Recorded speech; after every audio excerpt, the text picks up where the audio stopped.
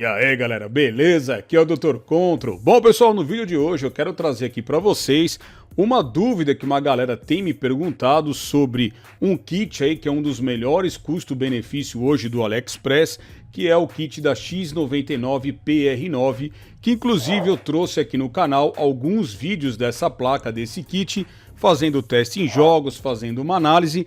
E umas pessoas estão me perguntando a diferença entre uma outra placa que estão colocando no lugar dela, que é a P4, também da plataforma X99. Então, nesse vídeo aqui vamos ver aí algumas diferenças entre elas e qual de fato seria a melhor a se comprar hoje em dia, tá bom? Então se você já achou interessante esse conteúdo, já vai deixando o seu like, se inscreve aqui no canal, ativa a sineta e entra para os nossos grupos do Telegram, que os links seguem na descrição. Então, depois da vinheta, eu volto e vamos falar aí dessas duas placas-mãe.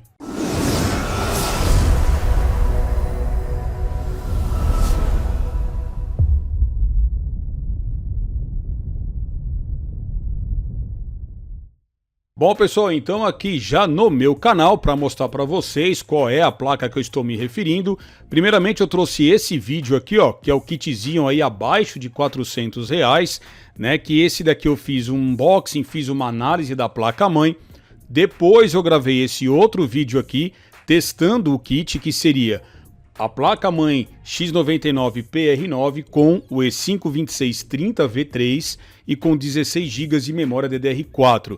Nesse vídeo aqui eu fiz testes em jogos sem um lock Turbo Boost, porque tem uma galera aí que não quer fazer um lock, né, porque de repente não tem muita confiança em fazer e não quer se arriscar. Então, nesse vídeo aqui eu mostro que os jogos se saíram muito bem mesmo sem um lock Turbo Boost.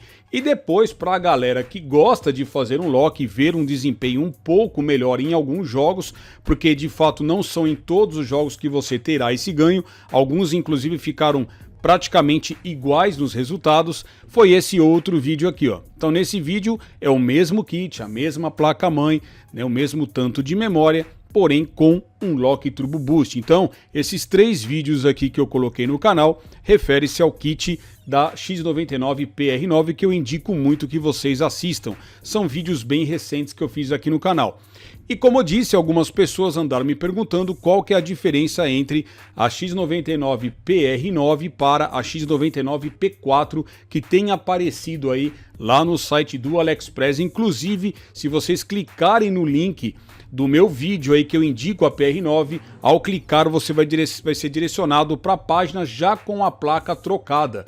Hoje eles estão colocando a P4, a não ser que você faça uma busca e procure pela PR9. De qualquer forma, eu vou deixar o link aí de ambas as placas na descrição para quem quiser adquirir após essa análise desse vídeo, beleza? Então vamos lá. Bom galera, então aqui ó, a placa, né, que eu trouxe aqui no canal foi essa que hoje está saindo por R$249, somente a placa aqui sem o kit, claro. E assim pessoal, esse modelo aqui PR9 ele me surpreendeu, porque é uma placa que teve ótimas temperaturas, é uma placa bem completinha, tem SATA 3, tem slot para NVMe ou para SATA, enfim, é uma placa bem completa, né? Apesar de uma construção bem simples e compacta, eu diria que hoje, sem dúvida, é um dos melhores custo-benefício para quem quer buscar aí um setup gamer barato no AliExpress, tá pessoal? Já a outra aqui, ó, que entrou no lugar dela, ou praticamente, olhando assim, parece ser a mesma placa, pelo menos no quesito construção a gente pode falar que é idêntica, né? E essa daqui está saindo por R$269. Você pode aí achar mais barato em outras páginas, você pode de repente colocar um cupom de desconto, ou aqui mesmo você usando o cupom da loja, enfim, você consegue até preços melhores, né? Mas assim, pessoal, o que de fato, então, vai diferenciar aqui uma placa da outra? Então aqui, pessoal, nesse print eu coloquei aqui lado a lado para a gente fazer, pelo menos aqui visualmente, né? Diante das especificações que os chineses colocaram lá dessas duas placas, lembrando que os chipsets, eles podem vir aí de forma aleatória. Então, de repente, você pode pegar uma dessa com o chipset B85, outra hora ele pode vir com o Q87 ou Z97, enfim, pode vir aí de formas diferentes os chipsets. No fim, pessoal, tá? Todos os recursos que são aí disponíveis para cada chipset não significa que o fabricante vai colocar todos eles. Então, de repente, se um chipset aceita, e vamos supor, 8 portas USB, o outro vai aceitar 6, mas não necessariamente vai ser colocado as 8 portas ou as 6 portas, sendo 2.0, 3.0, enfim. Isso vai depender do fabricante aí, de quem for fazer a construção da placa, tá? Mas você pode pegar com chipsets diferentes. Agora aqui, visualmente olhando, a gente já pode ver que logo de cara a P4 aqui, ó, do lado esquerdo, a gente consegue ver assim, a grosso modo, já algo no PCB da placa e nos slots. Então, a P4 aqui, ó, a gente tem esses dois slots na cor verde, os de fora. A outra aqui não tem essa coloração, mas tem aqui as travinhas na cor verde, né? Outra coisa também bem visual é no próprio PCB. Essa aqui tem uns detalhes aqui na cor verde e essa daqui não tem detalhe nenhum na cor verde. Essa daqui, o slot PCI Express X16, vem na cor preta e essa aqui na cor verde. Enfim, isso aqui é algo que, né, na prática não vai fazer diferença nenhuma, né? O dissipador de calor, a gente pode ver que eles são praticamente o mesmo, a estrutura, o conjunto de fases aqui, de capacitores e acredito até de MOSFETs de alta e de baixa são também os mesmos, acredito que sejam 6 MOSFETs ali de alta e de baixa, tá? O conjunto de 6 fases, mais um e mais um ali do lado esquerdo e direito para as memórias. Então o que começa a mudar aqui de forma efetiva, a princípio são as portas USB. Pode ver que aqui no modelo P4 a gente tem 4 portas USB 2.0 e 2 3.0, enquanto na PR9, que eu trouxe aqui no canal, já tem 2 portas a mais de USB 2.0. Então são 6 no total, né, 2.0 e 2 3.0. Então essa PR9 já saiu ganhando na questão aí de número de portas USB 2.0, que tem 2 a mais. Outra coisa aqui, pessoal, que se a gente for olhar aqui, para mim faz bastante diferença, são as portas SATA. Veja que aqui na P4 ela conta com 2 portas SATA 2.0, que teoricamente vai chegar até 300 megabytes por segundo, tá, de leitura e gravação, e uma porta SATA 3.0, que chega até 600 megabytes por segundo de leitura e gravação. Já na PR9 a gente consegue ver que as 3 portas são SATA 3, né? Ou seja, todas elas têm uma velocidade maior do que aqui a P4. Então, pessoal, tem uma quantidade maior de porta SATA 3 do que na P4, que só tem uma SATA 3 e 2 SATA 2. Então, além das portas USB, também temos a quantidade de porta SATA 3. Então, né, por enquanto aí o que está sendo o melhor é a PR9. Outra coisa que elas aqui a gente olhando tem igual, pessoal, né? Pode ver que as duas aqui, ó, dão suporte para SSD, NVMe ou SATA. A gente sabe que quando você conectar aqui um SSD SATA na porta aqui M2, você também terá a mesma velocidade de um SATA 3, que é até 600 megabytes por segundo. Então ambas aqui são iguais nessa questão. E para você alternar entre essa porta M2 ser NVMe ou SATA, você deve jampear aqui no cantinho, ó, tá? De ambas aqui a gente tem alguns jumpers que eu inclusive mostrei no vídeo de unboxing dessa placa, que você deve mudar para SATA ou para NVMe. Do jeito que você compra, geralmente ela vem no padrão para NVMe, então você não precisa trocar. Mas se acaso ali vier trocado, você deve fazer aí então a mudança, tá, pessoal? Isso aí inclusive estará descrito lá na página do próprio vendedor, qual é a posição para você não errar isso daqui. Aqui com relação às pinagens, pessoal, né, de CPU fan e sysfan, pelo que eu vi, são iguais, não tem diferença. A posição aqui, ó, do painel frontal, a pinagem, né, também está em local diferente, mas exatamente a mesma coisa. Pode ver que aqui embaixo a gente tem, né, uma tabelinha mostrando onde é que você vai ligar o Power SW, o HD LED e tudo mais. Então só muda de posição. Veja que a P4 fica no canto aqui inferior direito e a PR9 mais para o canto inferior esquerdo. Mas isso aí também não influencia em nada.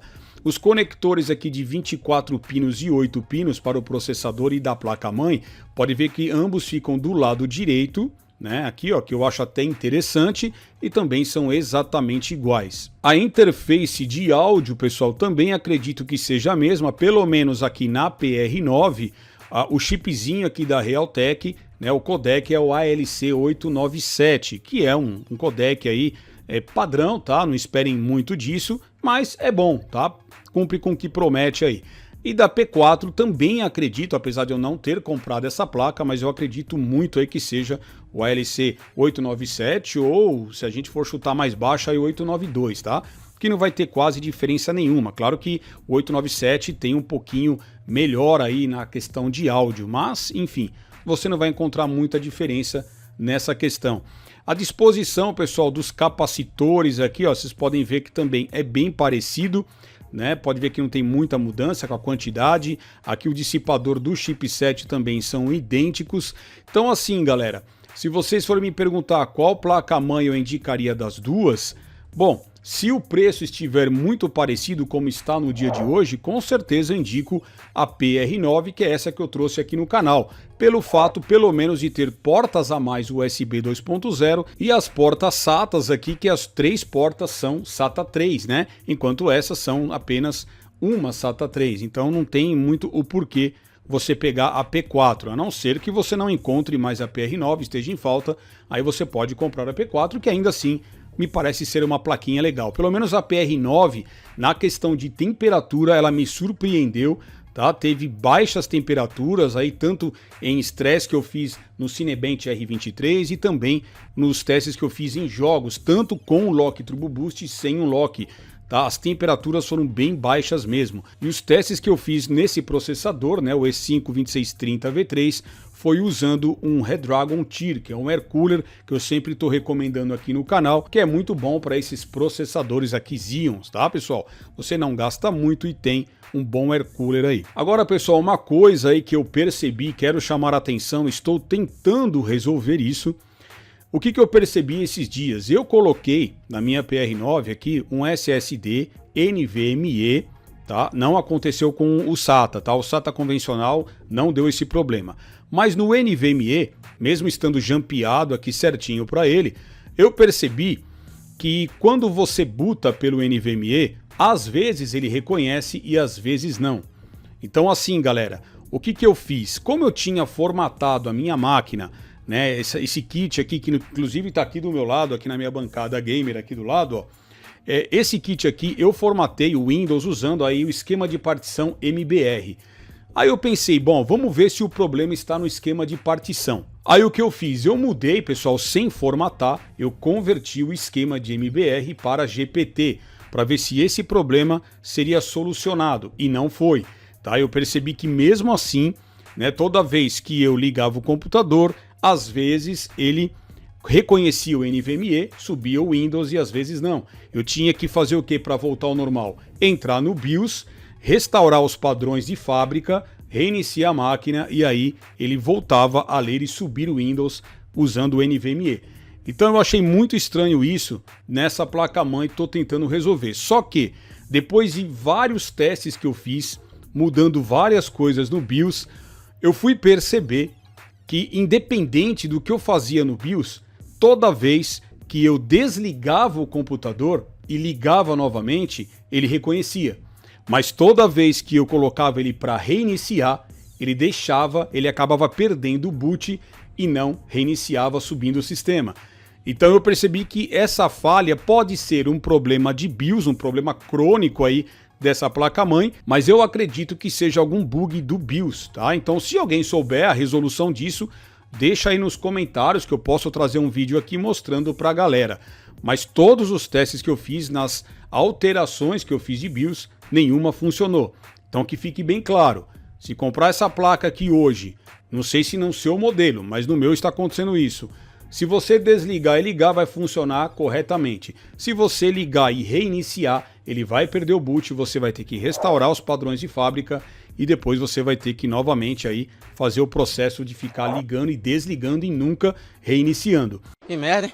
Então, pessoal, eu mandei ali uma mensagem para o vendedor para verificar com ele lá com o chinês se existe alguma atualização de BIOS ou se ele pode me informar que isso é um problema desse BIOS que foi colocado, né, com relação ao chipset, enfim.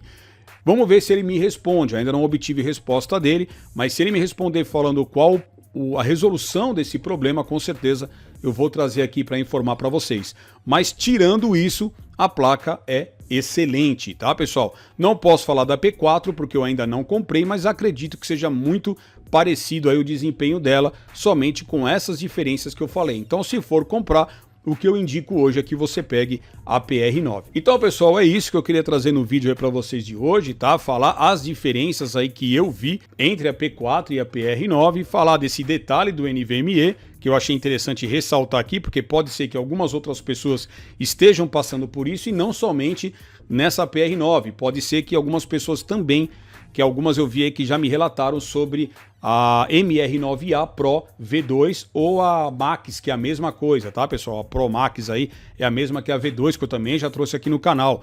E eu vejo que muita gente tem problema com NVMe. Então, quem sabe aí, eu vou procurar tentar solucionar esse problema, resolver essa questão e trazer aqui para vocês, já para ajudar toda a galera aí da comunidade Xeon, beleza? Então é isso, galera. Espero que vocês tenham gostado do vídeo, que tenha esclarecido algumas questões. E se gostou, deixa o seu like, se inscreve no canal, ativa o sininho e entra para os grupos do Telegram, que os links seguem na descrição. Então, vou ficando por aqui. Fica aí meu forte abraço e até a próxima. Valeu!